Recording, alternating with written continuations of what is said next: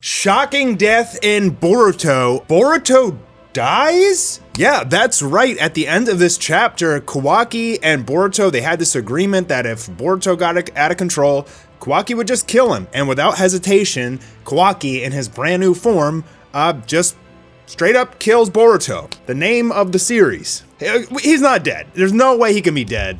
Can he? Assemble the Dragon Balls! This was a wild ride of a chapter. Kawaki's new Isshiki form, I don't think there's a particular name for it yet.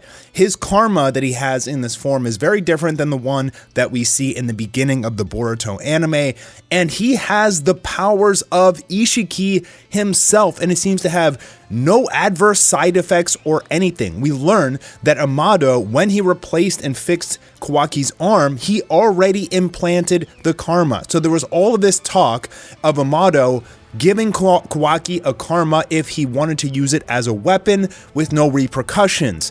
And Kawaki didn't even really have the option to decide whether or not to actually go through with it, because Amado just implanted it on him anyway, because probably he knew that eventually Kawaki would come around and ask for that karma. But sneaky Amado, that guy has some really malicious motives. You can just tell he is definitely planning something, potentially even taking over Kawaki's body, which is my thoughts. But this form out of Kawaki, gives Boroshiki a run for his money, so much so that Boruto is actually able to awaken eventually. Kawaki's able to use Daikokuten, which allows the user to retrieve things from another dimension, and Sukuna Hikona, which shrinks objects, and we know how OP that ability is. It basically lets you dodge almost any attack. So Kawaki's now able to use chakra rods. He's able to summon those chakra cubes from another dimension, which can crush you, and they also prevent you from reading chakra. And he just goes all out, just really trying to kill Boruto in this chapter. He says he has to do what has to be done. He can't let Momoshiki revive and then sacrifice Kawaki to the Ten Tails and, get the chakra fruit. It'll be the end of Earth. So he and Boruto had a talk that if the time comes, Boruto doesn't think that Naruto will be able to kill him, so that will be on Kawaki. And they had this agreement, and Kawaki's just like, now that I've gained this form, this karma, I'm just gonna kill you. And it's Isshiki karma Kawaki versus Boruto for pretty much the entirety of this chapter. Naruto isn't able to move because Shikamaru is being held hostage by Code, and we see Kawaki begin to develop his new karma powers as this battle progresses, even saying oh, I'm starting to understand it now. Kawaki has potentially become, all of a sudden, the most powerful character in the entire Naruto universe that we know of that is currently alive. He's basically Isshiki reincarnated, which will be interesting to see if Code has any fondness for him because of that, simply because he's so obedient and loyal to Isshiki. Now, something really weird is going on here, because Amado promised him a karma. He didn't say that he was going to be making a second Isshiki. And Amado's entire life, or at least what he's told us, is that he has devoted his life to infiltrating Jigen or Ishiki's strongholds and the Kara, and then figuring out a way to kill Isshiki, who is nearly immortal, and they have killed him. We just finished the arc with him in the anime and the manga. Ultimately, he ran out of lifespan and died, and Naruto had to pretty much sacrifice Kurama in order to get to that point. So why would Amado go so far as to recreate a new Isshiki? I mean, what does he think's gonna happen if Kawaki goes rogue? They're just gonna have Isshiki all over again. And Amado is way too smart, way too smart to create a second Isshiki unless he has some ulterior motive. What is that motive? It's gotta be something to do with taking over Kawaki's body. And in the very beginning of the Boruto anime, when we get to the time skip, it's very possible that Kawaki is actually Amado. This Kawaki, who is putting everything on the line to protect Naruto because he sees him as a father, he's the only person that's really been nice to him his whole life. I think this Kawaki may die off or may switch places with Amado, because more has to happen in this arc before we get to the time skip. Code has this limiter inside of him that only Amato can remove. So while Code is very powerful right now with his white karma, undoubtedly he's got to be the final boss of this arc. He's got to get his limiter removed at some point, which would mean that they would probably have to kidnap Amato and force him to unlock that limiter, turning Code into the new most powerful fighter in the entire Naruto world that we know of at the current moment. And then I guess it's going to be Boruto and Kawaki team up to take him down. Who knows? That's a little bit in the future.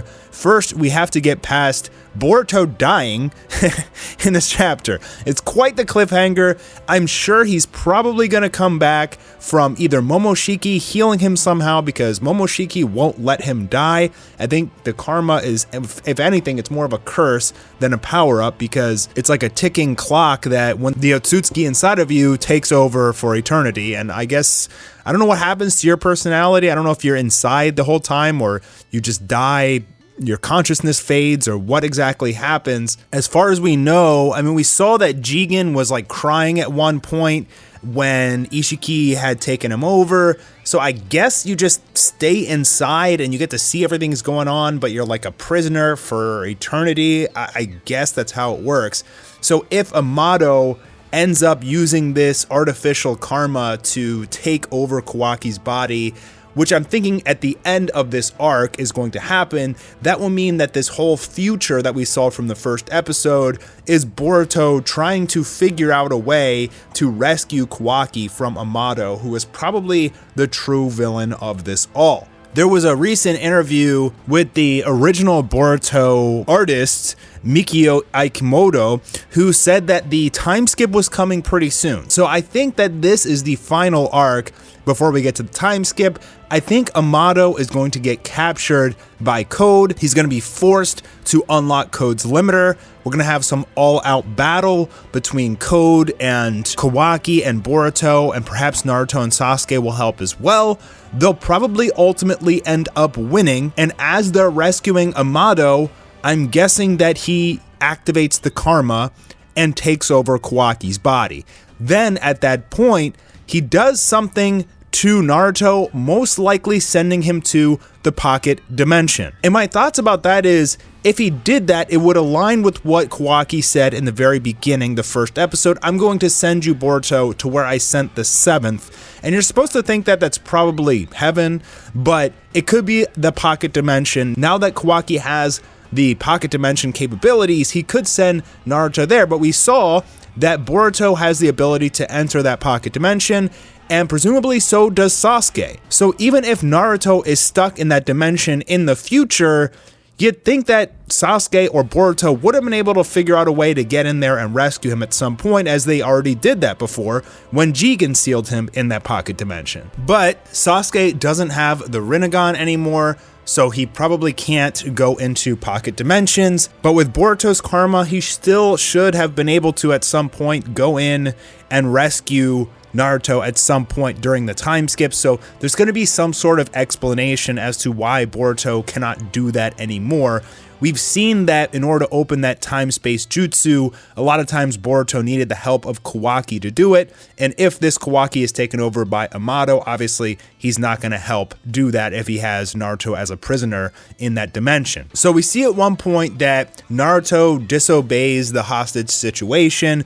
He basically just jeopardizes Shikamaru's life. At one point, Boroshiki is gonna lose to Kawaki. He's gonna get crushed by the giant chakra cubes, and Naruto moves, which he's not supposed to do, or Shikamaru will be executed, and he rescues Boroshiki. And Code, instead of killing Shikamaru, is like, hey, this is pretty interesting, so I'm just gonna keep watching this. I'll keep you alive for now. Now, I think that just about any other ninja or Hokage of any village would sacrifice Boruto at the opportunity. They already had that conversation with Naruto. When the time comes, are you going to be able to do that? Are you going to be able to kill your own son? Because they don't have any solution to prevent Boroshiki from coming through. Amato gave Boruto the medicine, and we saw that it allowed him to activate like a new karma mode and gain a nice power boost, but at the end of the day, he had like a heart attack or something, and then Momoshiki came out again, and he's almost fully Otsutsufied. So Naruto has only shown Kawaki kindness, and he can't believe that Kawaki is so easily ready to kill his son and get rid of Momoshiki and end the Otsutsuki plan altogether. And I have a feeling that in the future Naruto might regret this, because if they kill Boruto here and they end Momoshiki as well, we know how hard it is to destroy Otsutsuki, and Momoshiki is inside of Boruto. If they kill Boruto now, it's the end of the Divine Tree plan, meaning that Kawaki wouldn't need to be sacrificed to the Ten Tails, the Otsutsuki lose unless more of them come, and that's the end, and they would just have to worry about Code and the other androids, and then there would be peace once again at the cost of Boruto's life. But Naruto is the only one who's really grasping at hope that there's gotta be some way to save Boruto, who at this point in the manga actually awakens. Boruto, who has come very close to killing his own dad and killing Sasuke, he uses Gale Palm to push Naruto away, and then he tells Kawaki to execute him. He's like, it's the only way to save everybody, just do it. I mean, my man Boruto, you got a lot of honor inside you and a lot of heart, bro. Congratulations, but you're dead. So I definitely did not expect this to happen. I'm happy that they're throwing us for a curveball here, something that Dragon Ball doesn't really do enough of, in my opinion. Because I was thinking that Naruto's gotta die at some point. Boruto being the character, his name is in the title of the anime, you don't expect him to die. So presumably he can't actually be dead. Like, we see him in the future, so he can't actually die because then he can't be in the future. So he's gonna be revived somehow. My guess is maybe Sakura shows up or some other healing ninja, or maybe Momoshiki just heals him and says, no, you can't die, I'm inside you, I'm not gonna let you die, right? But with all this commotion going on, more than likely Code is going to escape, and maybe even if Naruto and Boruto and Kawaki are here all stunned, Code could just use a claw mark and teleport and just snatch up Amato right now. That's very possible, and then just get his limiter unlocked. So at the end of this little mini arc in the entirety, it's very possible that Code uses his advantage, probably lets Shikamaru go, disappears, and just captures Amato and forces him to unlock the limiter. And what happens after this, who knows? But I really love the art in this chapter. Was phenomenal. I mean, absolutely breathtaking art, panel after panel is just gorgeous. I mean, really absolutely gorgeous artwork. Such good use of blacks and whites. Great dynamic angles, and the storyboard was just flawless. So I really love this chapter a lot. I love that it surprised me. I think Kawaki's a little bit too OP. That's my only criticism. Like, this guy just learned how to use Isshiki's powers, and he's already using them to the fullest of extent, with the exception of shrinking himself. So I think that's a little bit much, but overall this chapter was absolutely amazing, breathtaking, shocking, really great stuff. I really love the Boruto manga. Let me know what you guys think in the comments down below. I'm Mastar. I hope you enjoyed the video, and I'll see you on the next one.